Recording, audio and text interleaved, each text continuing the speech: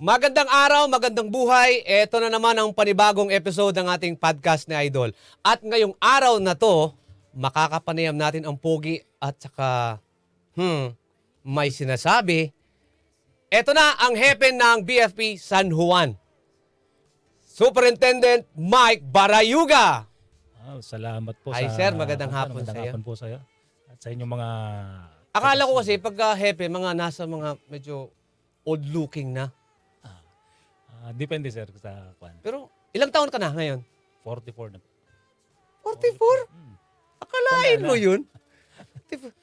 Parang ano ka lang, mga 43 and 11 months, ganun. Pero taga saan po kayo? Ako po tubong Nueva Ecija, pero kasi since yung family history kasi namin is nasa men in uniform din, yung lolo namin kasi yun.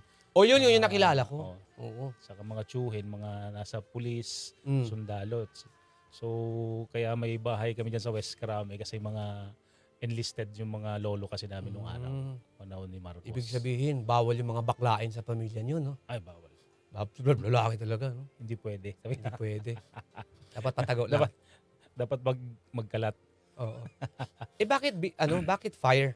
Pinili mo, pwede ka na magsundalo, pulis. Actually, impluwensya kasi ng father ko yun. Kasi yung father ko rin kasi is member din ng Philippine Constabulary. Oo, tatay ko din, ganun eh. Nung araw. Oo. So siguro dahil sa experience niya, kasi yung tatay niya sundalo rin, siya nagsundalo rin. Pero nang na-dissolve yung constabulary, nagpa-adapt siya sa Sa police. sa INC. Sa Philippine National Police siya. ING ba yun? PCINP. INP. Integrated INP. National Oo, Police. tama. Kasi na-dissolve yung PC, di ba? So pumunta siya sa police. Mm. So siguro sa experience niya, nung pag-college na ako, gusto rin pagdating ng araw, pumasok sa uniform. So, pero wag ka sa police. So sa Bureau of Fire na ang sinabi niya. Kasi yun nga, may tsuhin ka din dyan. Nandyan si Uncle Ariel mo. Oo. Si Chief Superintendent Ariel Baraygo ng araw na Matunog pangalan nun. naging Dapat chief din tapatan po mo yun. Rigitan mo. siya. Kung sisipagin ba? Bata ka pa naman. Malayo-layo pa. Not unless kung mag-early retire ka. Marami ka pang pwedeng gawin. Marami pa mangyayari. Oo. Marami pa. Marami pa tayong gustong gawin sa BFP. Pero nung nagsimula ka sa Bureau of Fire, paano mo nagawa para maabot mo yung ranggo mo ngayon? Siyempre, kailangan mo magsumikap. Mhm. So, kung may mga opening ng promotions, then mag-apply ka. Then, kung may mga appropriate training na prerequisite, Oo. or mga schooling, or mga academics na kailangan mo. Ibig kailangan sabihin, ang i-comply daming mo. schooling na dinaanan mo. So, definitely, kailangan mong i-comply yung mga yon. Oo. Dapat compliant ka. Kasi hindi ka rin naman makukwalify pag hindi mo nakuha yung mga yon. Then, may minimum number of service ka. So, mga ganon. So, dapat compliant ka sa mga requirement. So, Dapat pala, nag-Bureau of Fire na din ako dati. oo, Bakit ba kasi ako nag-DJ? Di ba? baka Nakikita ko nandiyan sa'yo, ka. parang nilulook up na kita ngayon eh. Ang astig pala pag naka-uniform na ganyan. Parang sabi mo mga si Sir Kagampan. Oo. So, snappy yun. Yan yung mga pinaka-snappy na siya pa lang ata so far sa BFP nakatanggap ng award dahil sa nagawa niya. Kaya nga, nag-meet kami kasi ako yung nag-host ng reunion namin. Oo. Tiyuhin ko pala to.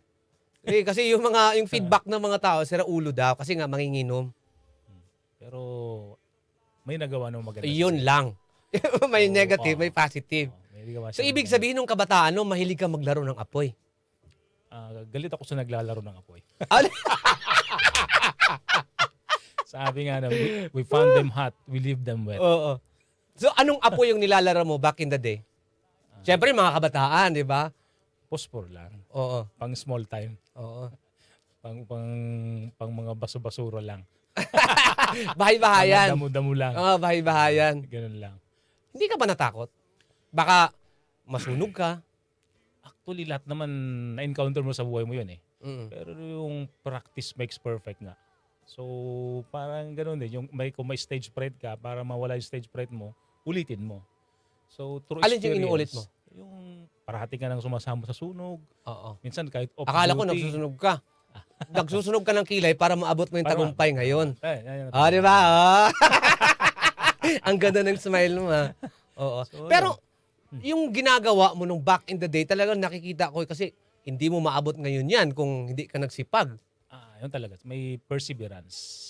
Hindi ka ba pinag-iinitan ng mga katrabaho mo dati na bakit parang parang hindi lang sipag kasi minsan instinct na tao sip-sip. Oo. Parang hindi nawawala sa tao yun eh. Mm. Yung lalo tayo, kilala yung Pilipino sa crowd mentality. Oo. Yung Pag umangat, alam may na. kasama ka na hindi masaya. Oo. Pero may mga kasama ka naman din masaya Oo. sa nakamit mo. So, marami yun. May pinagdaan, may naririnig kang comment. Pero syempre, may goal tayo eh. Oo. So, actually, nag-set ako ng goal. At age of 30, pag hindi ako naging opisyal, aalis din ako sa pagbubumbero. Yun yung naiset ko sa isipan ko noon. Kasi may mga guidance naman. Pag hindi ka naging official ng mag-30 ka, alis ka ako. na. Hindi ka na magbubombero. Lilipat. Magbobomba ka na. Bobomba na lang. Bobomba ka na ng business, ganyan. O ibang mga trabaho. Iba na lang bobombahin ko. Oo, pwede, no? Hindi ka ba hindi ka ba, or dumaan ka na ba sa mga hindi kaaya-ayang pangyayari? In line of duty? Kung sa work-related, marami na. Mm-mm. May mga sunog kami na may mga namatay. Mm-mm. Ang hirap yung mga ganung sitwasyon din, naglalabas kayo ng Yes. patay sa sunog. And ang worst is may kasama kayong namatay. Sakit. Yun yung pinaka mahirap na part sa trabaho namin. Although kami, basically, delikado rin ang buhay talaga namin. Pero syempre, sinisikap naman namin maging safe kami. Mm. So parang nung last year lang, parang ito na yung taon na ang daming BFP and side ng BFP at saka volunteer na mga nasawi sa sunog. So marami ang bilang ng nakaraang taon. So yun yung parang mahirap ba? Lalo yung, kumaga kami medyo, veterano na eh. Oh. Yung mga kasama mong bago, hindi, Para na kayong dragon. Tumitingin na lang kayo sa apoy. Oo. Sanay na kayo sa apoy eh. Oo. Oh. Ang masaklap kung may patay. Yun lang. Yun ang medyo, alam mo yung atmosphere tahimik. Oo. Ganun pag kami na-disgrasya. Or may namatay sa nasunugan. So yun ang medyo, kumbaga hindi lang yung physical challenge, kundi psychological din. Kaya minsan after ng sunog pa mga Parang nang lalamya ka sa duty pagka nawalan ka ng tao. yun ang pinakamahirap na part. Lalo kung hepe ka. Siyempre tao mo yun. Tapos ganun mangyayari. So may part talaga although hindi ko pa nasubukan, although yung last year kasi may volunteer kami na sawi sa sunog dito sa San Juan. Nadaganan ng gumuho na usali na nasunog. Aray. So sa Mandaluyong, mayroon nangyari talaga, BFP. Nag-collapse yung mall, nadaganan building. siya. Nag-collapse dahil sa sobrang init. Sunog. Bumigay yung mga bakal. So yung mga semento naman kasi mga bakal pag na-expose sa Init. Oo. ng humihina. Lumalambot. So yun. Bukod sa strong personality mo, masculine na masculine yung dating mo, lumalambot ka rin. Saan ka lumalambot? Siyempre sa Commander-in-Chief. Yun lang. Walang mas Lambot. matigas. Lumalambot talaga. Yung sit-sit lang, Oh. tingin lang. Tingin lang. Yes. Matik na. Yes, boss. Ano sa tanang buhay mo na pinagdaanan mo bago mo narating yung tugatog ngayon? Ano yung hindi mo makalimutan na sitwasyon? Kung sa Na parang makonsider mo, napaka-risky naman pala nito. actually marami. Unang-una dun sa disappointment. Marami kang disappointment. Yung file ka ng promotion, hindi ka napopromote. So kasama dapat sa iyo overcome mo yon. Kasi kung, di ba, ang sumusuko, hindi na nanalo. So yun yung naging motto ko. Ang sumusuko, hindi na nanalo. So, it will take time bago talaga ma-promote. It will take time. So, bago Pag nagkasala ba kayo, pwede kayong i-demote? Actually, meron. May ganun na case. Or suspension? Depende sa case. Depende. Depende sa case. Kung saan siya pa mag-fall administrative or maaari ka magkaroon ng criminal case. So, depende sa work. Kung ano yung nagawa mong kasalanan. So, pwede lahat yun mangyari sa amin. Same lang kami kasi civil service naman kami na rule. So, parehas lang kami ng mga treatment ng mga government employees. So, pwedeng floating ka? Pwede. Ano? Hindi ka na BFP, Navy ka na. Agoy. Lumilitaw. Okay, Lumulutang-lutang. Doon ka Biglang nag-Navy. Firefighter ka ba? Hindi, Navy ako ngayon. Bakit? Floating eh. Status floating. Sa ka naka-assign sa Ross Boulevard. Sabi, Laging nakikita ng mga tao na nasa daan, laging busy yung mga sundalo, pulis. Hindi nila masyado na-appreciate yung effort ng BFP. Yun. Ano pa yung mga saklaw ng BFP na hindi alam ng mga taong bayan? Yan po yung parati kong sinasabi sa mga kasama ko. Parang ang BFP sa mga uniform service, underdog. Bakit ko nasabi yun? Oo. Kasi kung pansinin nyo po, pag may mga baha, landslide, Oo na. ang binabanggit, hindi si Bureau of Fire, ibang uniform service. Pero Oo. pag tignan mo sa video, sa picture, mga Bureau of Fire yung nagkakalkal ng mga patay doon, Oo.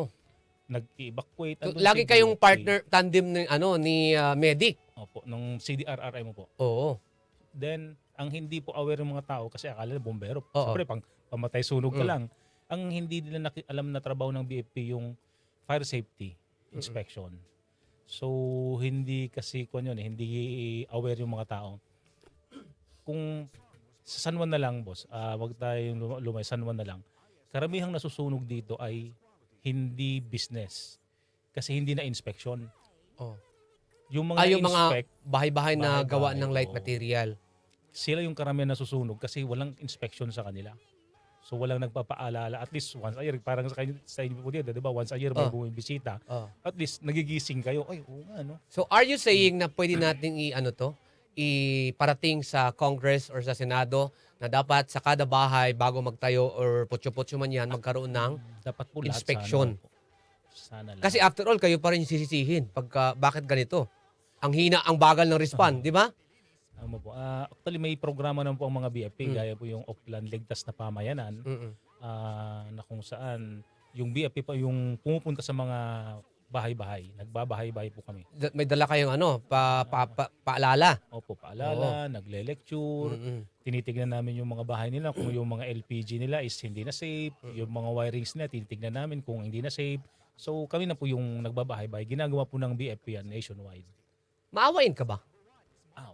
Lalo na sa pagdating sa trabaho. Kasi hindi maiwasan, marami mga siraulo mga tao mo.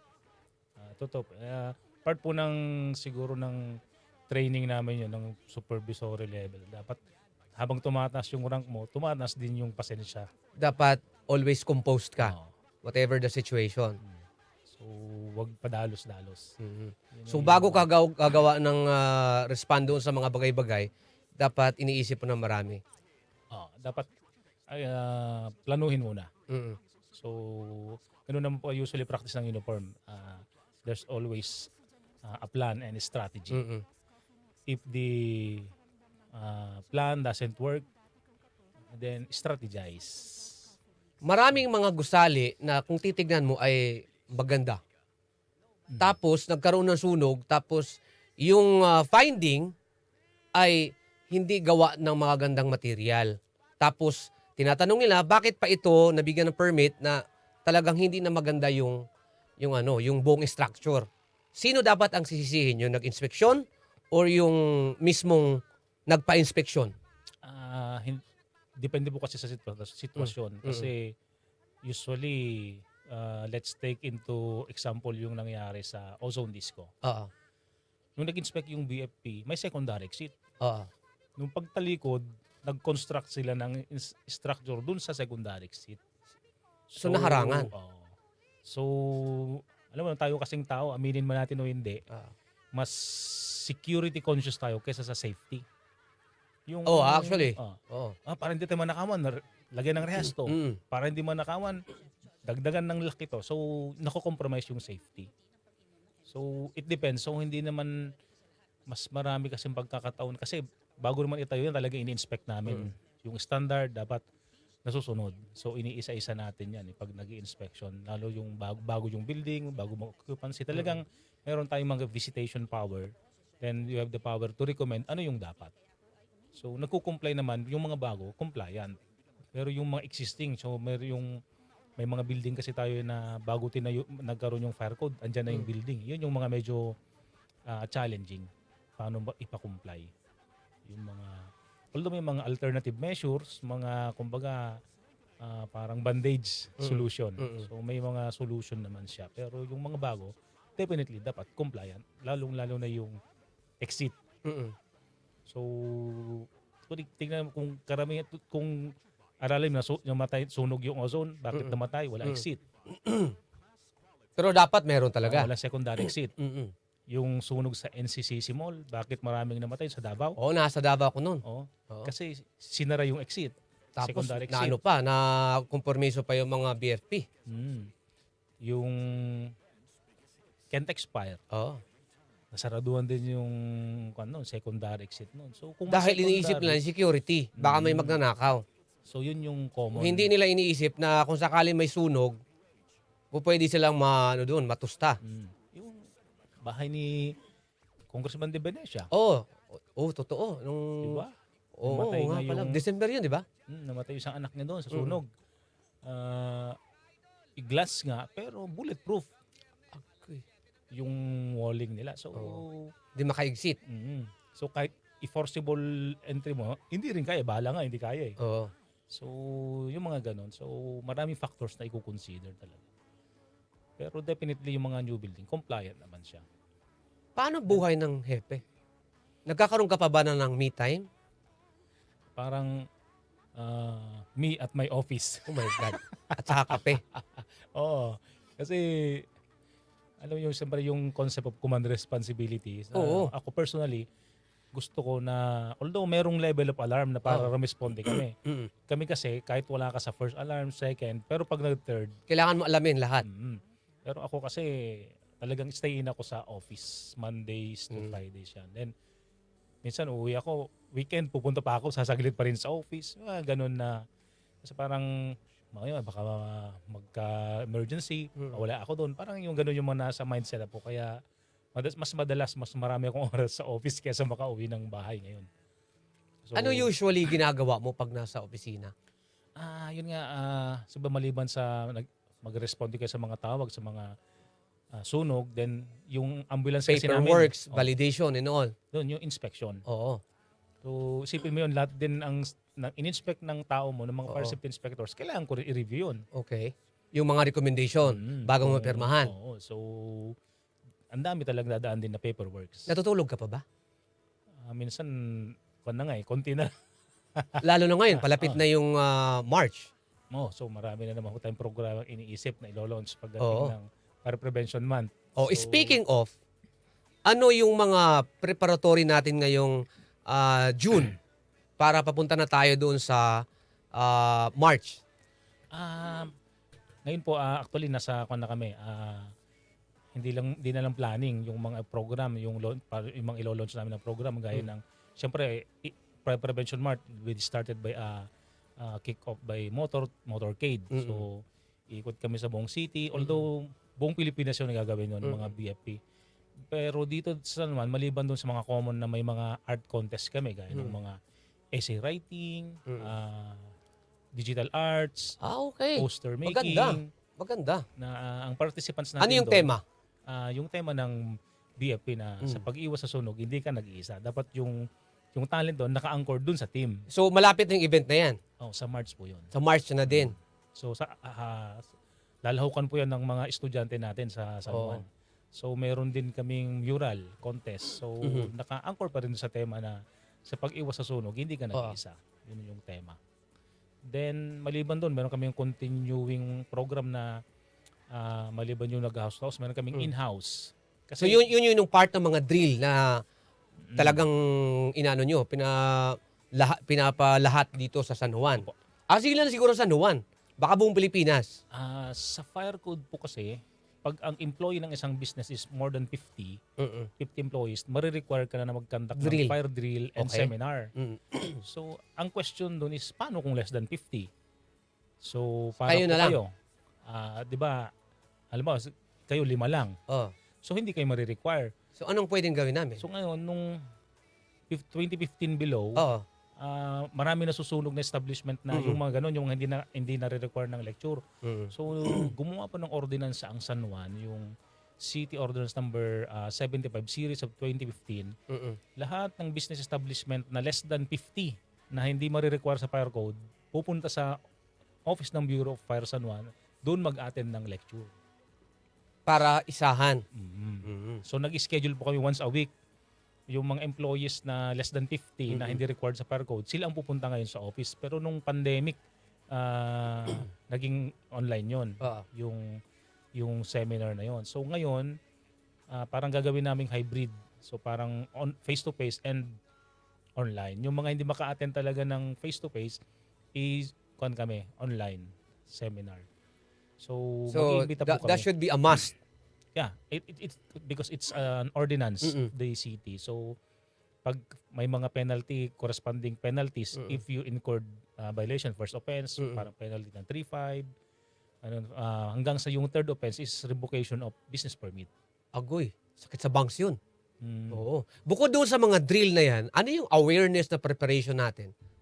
Sa mga usually kami part 2 ng Oplan Ligtas sa Pamayanan, yung nag-house to house talaga kami. Yun na yung Oplan Ligtas Pamayanan, OLP. Okay. So parang under sa OLP kasi merong 4 na team na program, yung Handang Pamayanan. Ito yung tuturuan ba namin sila kumbaga yung community nyo, kayo pa lang i-identify nyo ano yung hazard, magkakandak na kayo ng in case ng sunog, in case na may baha. Ito yung plano. So meron yung community fire protection plan. Ayun yung parang fire prevention awareness. Then meron yung bayanihan. So in case magkaroon ng emergency, dapat meron kayong mga first responders sa area. Yun yung Paano sipag. kasi dapat sa mag-respond nag-picture, nakimarites pa. Yun na nga eh. Picture mo Oo, na. nag-video pa. Nakalimutan Para tumawag may sa post. BFP. Oh. Ibig sa tumawag ng 911, Diyos ko, nag-video-video pa. Tapos in-upload sa vlog. Ay, kumita sila. Yun na nga. Masaklap. Tapos nakita, may nagla-live, may sunog sa ganito. Pero walang caller. Dapat sana tumulong. Nangyari sa atin yun nung last year, November. Ang sunog is 3:20. Ang tawag sa amin, 4:10 ng umaga, madaling araw. Kasi inuna mag-video. Video, pero walang Picture. tumawag. Ay, naku po. Ewan ko, nakuha nilang mag-video Nagbi-video. Naka-live pa iba. Nagpa-firefighting. Agoy. Pero walang tumawag. Literally. Walang nakaisip. Siguro kasi nakita nilang may nauna actually na fire truck, pero hindi na tumawag ng iba pa. So, ayun. Hindi maganda yung kinahinatnan ng sunog na yun nung last year dito sa San Juan. So, may 4 tayo na casualty doon. So, yun ang nagiging problema minsan doon sa trend ngayon natin na masyado na tayong social media oriented. So, nakakalimutan natin yung basics. So, dapat yung back to basic na mga procedure, dapat hindi natin nakakalimutan. So, Unahin talaga ang tumawag. Yun dapat. Hindi kagaya pag sunog, dapat agad lumabas ka ang tumawag. Yung minsan yung hindi gaya nung lindol na yung duck cover and hold. Oo. Pero pag sunog, dapat lumabas ka na and tumawag ka kaagad ng bumbero. Yun dapat yung gagawin na steps. Bukod doon sa mga mural contest, drill, and ibang awareness, ano pa yung preparation ng Bureau of Fire, especially dito sa San Juan City? Siyempre, maliban doon yung mga personnel natin, dapat top-notch condition sila. So, meron kaming regular na physical conditioning. Oo, nag-jogging. Lagi ko nakikita, nag-jogging. So, yung mga logistical, dapat okay lahat. Yung mga equipment, yung mga fire truck natin, dapat so ready lahat yon. So, maliban dun sa mga ganyan activities, number 1, yung personnel and equipment, parating ready siya dapat. So, round the clock naman. So, parang kung nung last year, diba, ilang beses tayo binaha. So, dapat prepared parati yung mga personnel natin. Yun yung hindi nakita ng mga mamamayan na hindi lang puro sunog yung inaapula ng firefighter. Pag may baha, may insurgencies, kalamidad. Diba? Nandyan po parati ang Bureau of Fire. Ito naman, yung mga squammy areas natin dito. Alam naman natin makikipot yung daan. Oo. Ano yung rekomendasyon mo doon sa mga masisikip na daan na pinarkingan pa ng mga kotse? May programa po yung ating regional director na si Chief Superintendent Nahum Tarosa solution po tungkol sa mga ganyan po na sitwasyon sa ating mga informal settlers. Yun po yung pag-install po ng firehouse cabinet. So yung area, yung mga makikitid na yun, mag-install ka ng fire cabinet para pag dumating yung fire truck, syempre hindi siya makakapasok, Ah. doon na lang kami magko-connect. Oh. So para may magagamit ka na doon sa area. So, are you saying na dapat maglagay ng mga hydrants? Fire hose cabinet lang. Okay. Parang yung mga nandito sa building, yung nakikita mo sa mga Oo. stairs. Diyan sa mga kanto-kanto. Di ba may fire hose ka Oo, nakikita? oo. Parang ganun lang ang setup. Ang panggagalingan ng tubig noon sa fire truck. Isalpak na lang. Oo, sa salpak na lang kasi di ba hindi makakapasok yung fire Oo. truck papasok. Ang gagawin na lang, pagdating namin doon lang kami magsasalpak. Yun ang susupply namin ng tubig. Yung hose noon ang gagamitin din, papasok doon sa mga makikitid. So actually, meron kami kasama dyan yung community fire planning. Mm. In-identify namin yung mga fire-prone areas dito sa San Juan. Mm. Sa San Juan na lang. So although may ibang city ganun din, alam mo, yung isang street na ito, na consider na fire-prone areas, hindi makapasok ang sakyan. Ibig sabihin, yung mapa mo, may Nakaplot level na po siya of colors na Hmm, nakadesignate na ito yung vulnerable Example sectors. po, itong area na to, fire-prone area. Oo. Then hindi makapasok ang fire truck. Ah. Inaktol na po namin to, ilang fire hose ang kailangan mo papasok. Ay, ibig sabihin na survey mo na. Tapos meron pong tagging doon. Kumbaga nakalagay ito, 3 hose. Nakalagay para pagdating doon, ilang hose ang kailangan. At least pag nakita mo yun, May recommendation na. opo, meron na siyang, Oo. kumbaga parang yung baha. Isalpak na lang. Mm. Di ba yung baha, yung level Oo. naman, nakikita mo yung parang may kulay-kulay. Pag ganito, alam mo na ganitong fit. Ganun din yung concept nung ginawa ng Bureau of Fire, Mm. NCR. Actually, si NCR lang may gumawa Oo. nun. Maliban dun sa installation ng fire hose cabinet, merong pininturahan kami doon kung ilang hose ang kailangan mo. Para pag yun ang nasunog, yung fire-prone area na yun, hindi ka na mangula, alam mo na agad pag nakita mo 5 hose, 5 Oo. hose agad yung ilalabas nyo Oo. para yun ang gagamitin na pagdudugtog-dugtungin na Mhm. magagamit doon sa area. So, kumbaga hindi ka na kailangan mag-compute. Actually, Chief, kung sinasabi mo na may nakalagay na doon na parang cabinet, naka-ready na yung mga hose doon, tapos isasalpak na sa fire truck, paano kung hindi makapasok yung fire truck? Yung location po ng fire hose cabinet is kung saan po yung last Passable. na accessible, Accessible. ng fire truck. Mm. So, doon po siya ilalagay. Mm. Then, nakalagay na doon kung ilan yung hose na kakailanganin Okay. para ma-identify mo. Pero may naka-ready din na hose doon na initially 1 or 2 hose roll. So, that is mga 100 feet. Mm-mm. So, pag nakalagay doon kasi ang kailangan mo is 5, so ibababa ulit ng BFP yung 5 doon sa dulo. Ay, yung 3. Bubuhatin nila doon para kasalpak na lang. Nakikipagtulungan ba kayo sa mga barangay-barangay, sa mga kapitan? Kasi ibang mga barangay, ito lang sa pagkakalam ko may ibang barangay sa Davao City, ito example to, na sila na mismo nag-effort, naglalagay sila ng mga hydrants sa barangay Tama. nila. Lalo na yung mga makikitid.